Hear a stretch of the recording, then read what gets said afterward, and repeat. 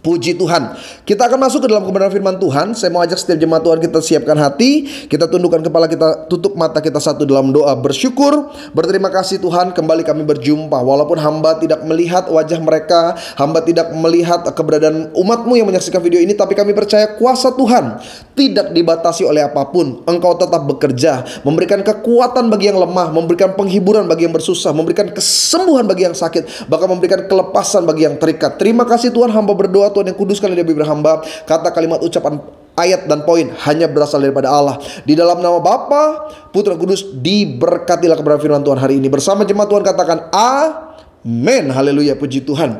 Jemaat Tuhan yang terkasih, saya mau ajak kita sama-sama buka dalam Bilangan pasal 11 ayat 34. Satu ayat saja, tapi ini pembuka dari dua sesi tentang keserakahan hati. Sama-sama bilang sama saya, keserakahan. Sama-sama bilang sama saya, hati.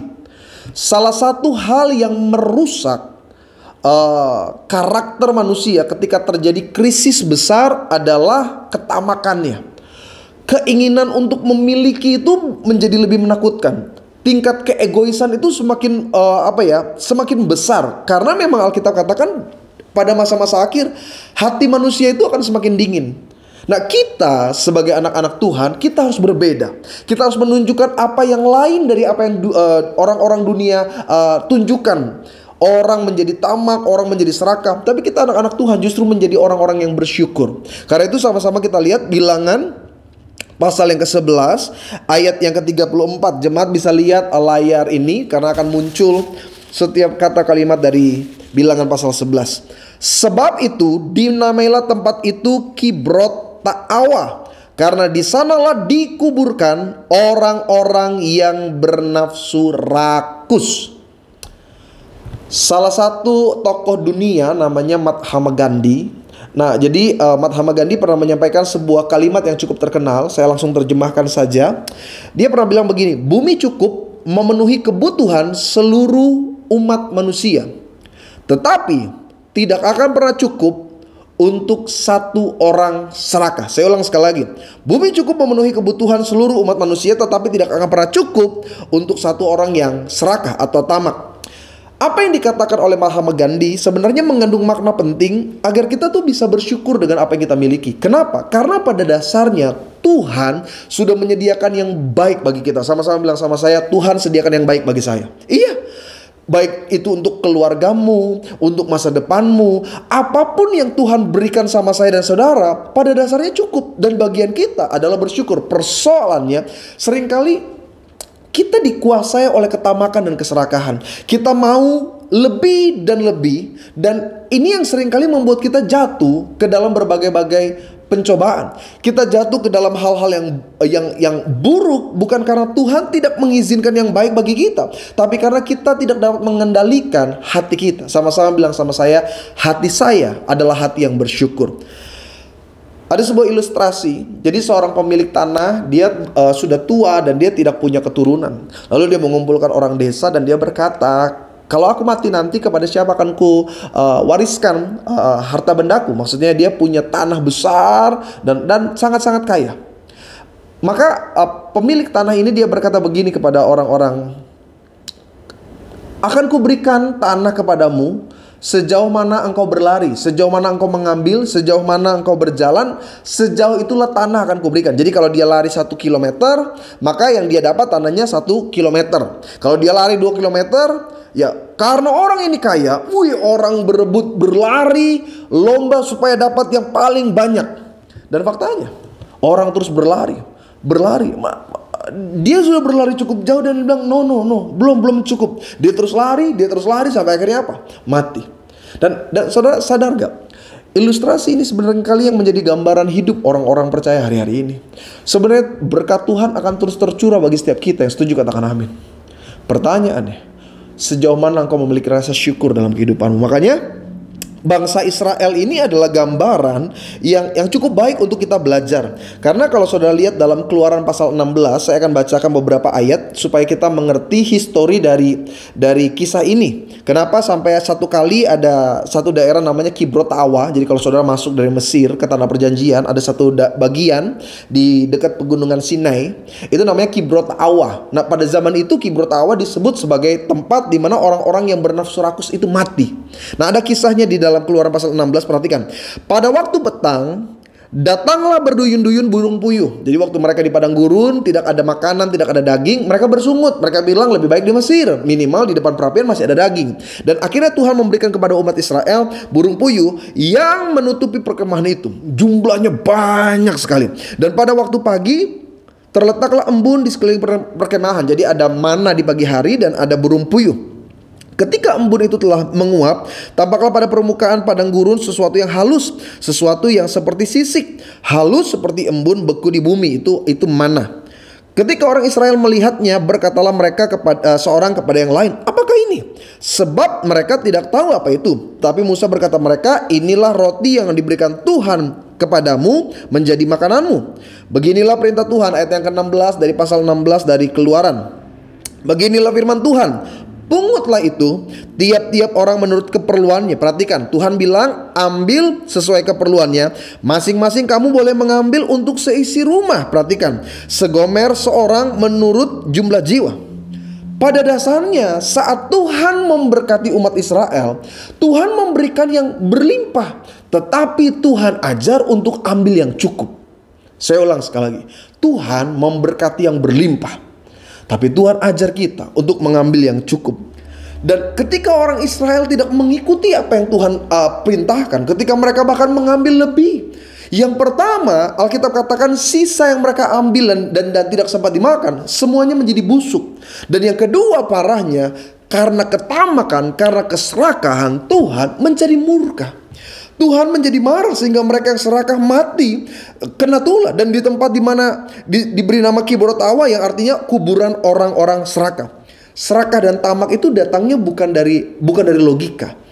Serakah dan tamak itu sebenarnya datang dari hati. Saya ulang sekali lagi, kalau engkau dikuasai oleh yang namanya keserakahan, engkau cenderung memiliki karakter tamak. Maaf ya Pak, Bu, saya ngomong dengan pahit nih. Bukan logika yang berbicara lagi, tapi udah hati.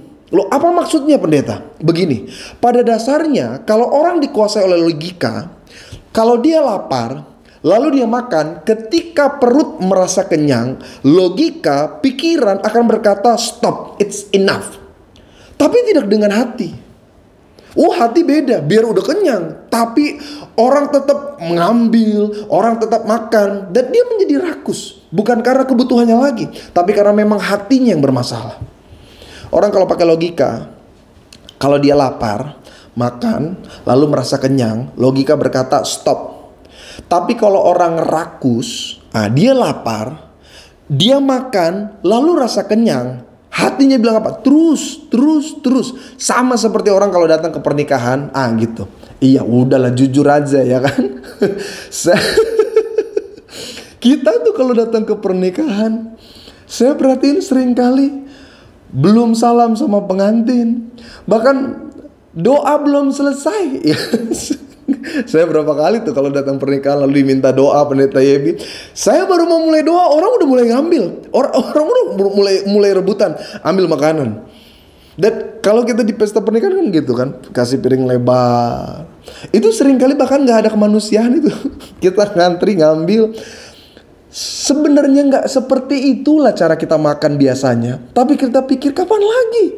Kita pikir wah ini lagi berlimpah, wah kita taruh segala macam, kita cobain. Dan engkau lihat sendiri bagaimana seringkali sampah makanan yang berlebih-lebih itu kebuang-buang. Kenapa? Keserakahan. Datangnya dari mana? Bukan logika, tapi dari hati.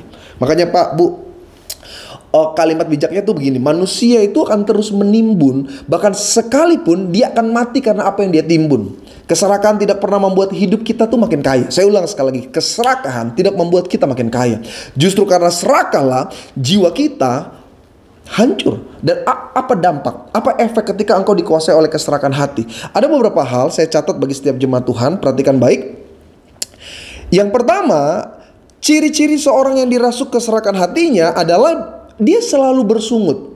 Sama-sama bilang sama saya harus bersyukur.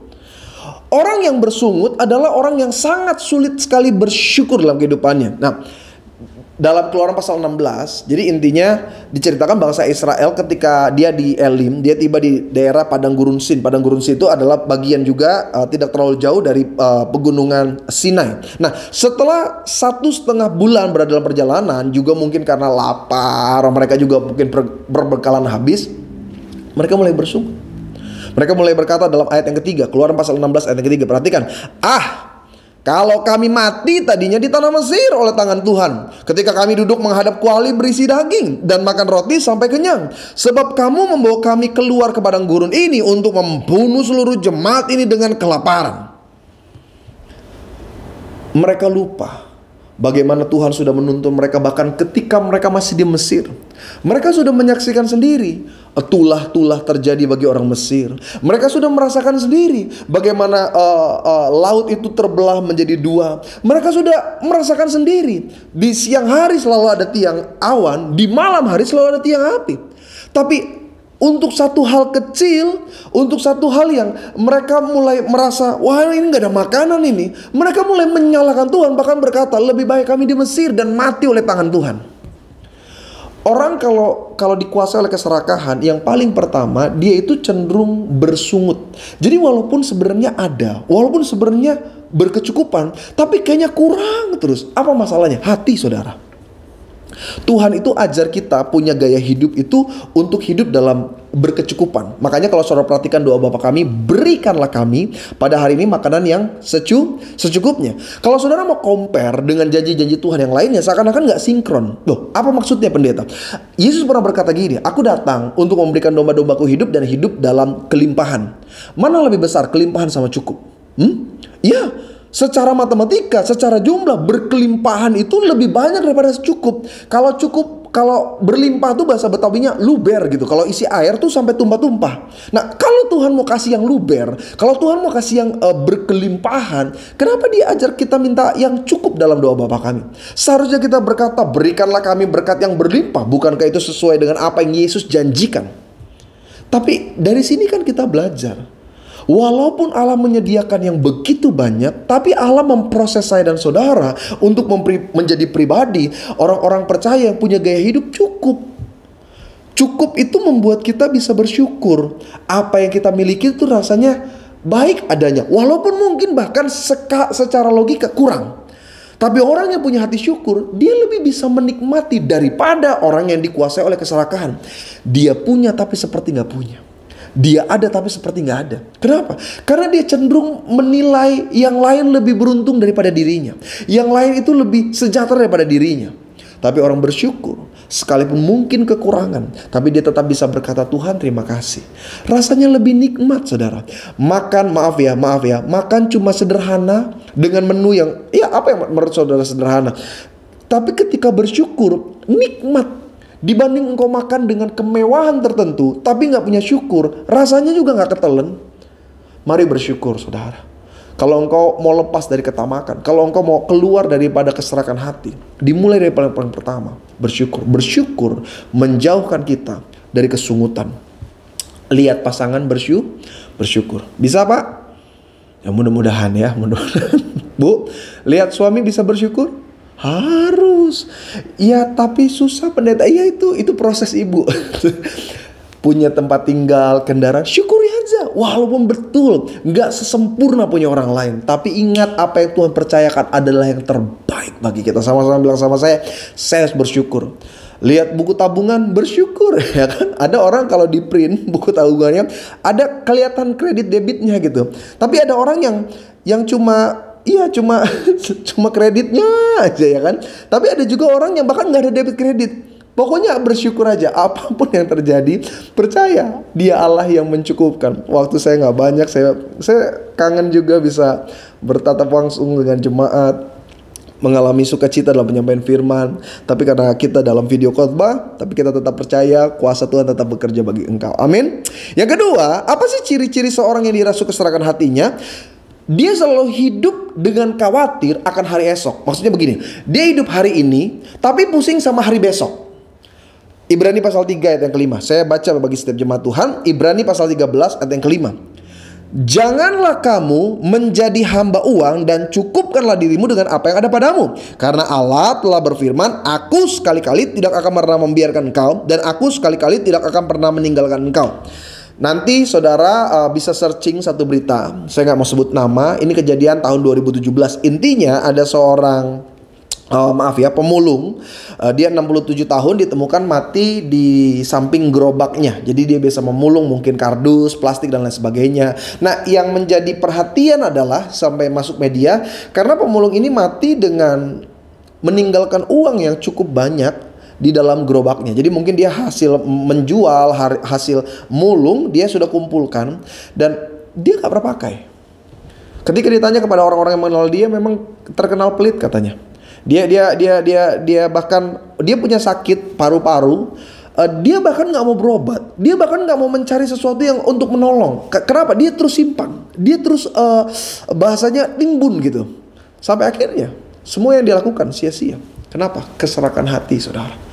Ada banyak orang hari-hari ini, dia hidup hari ini, tapi pusing akan hari esok. Sampai dia nggak bisa menikmati. Sampai dia sulit menjalani hari ini. Kenapa? Dia terlalu cemas, khawatir, dan ketakutan akan hari esok. Orang serakah tuh gitu.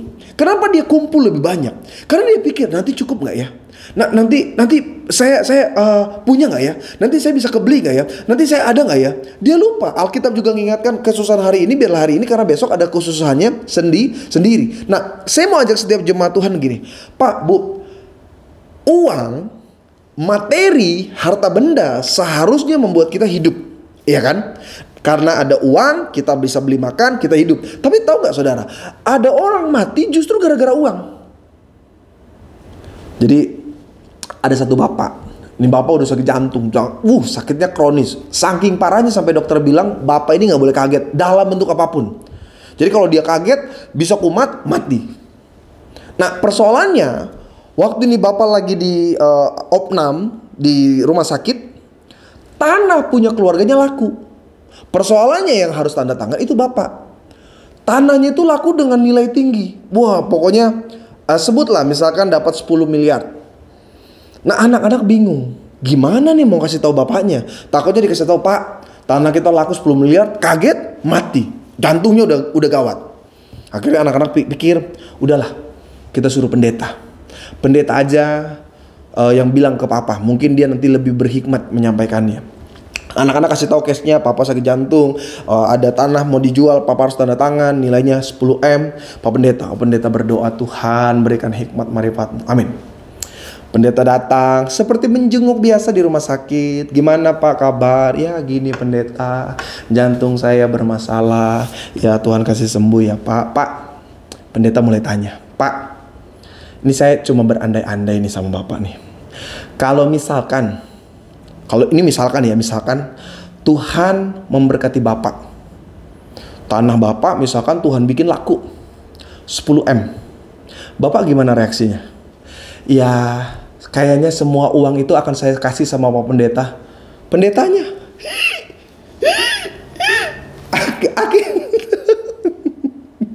karena pendeta dengar itu Bapak katanya itu uang mau dikasih ke pendeta 10 M, akhirnya yang mati sakit jantung itu pendeta. Ada orang bisa hidup dengan harta benda, dengan uang, tapi ada orang mati justru gara-gara uang. Nah, orang serakah seringkali justru dia mati gara-gara uang. Kenapa? Karena dia khawatir akan hidup esok, sehingga dia nggak bisa menjalani hidup hari ini. Pak, Bu, ingat gak dulu di salah satu stasiun TV yang ada di Indonesia menayangkan satu acara namanya Uang Kaget, ya kan? Tahu ya? Nanti ada orang datang cari orang tertentu, dikasih uang 10 juta. Nah, 10 juta ini harus dihabiskan dalam waktu berapa? 30 menit.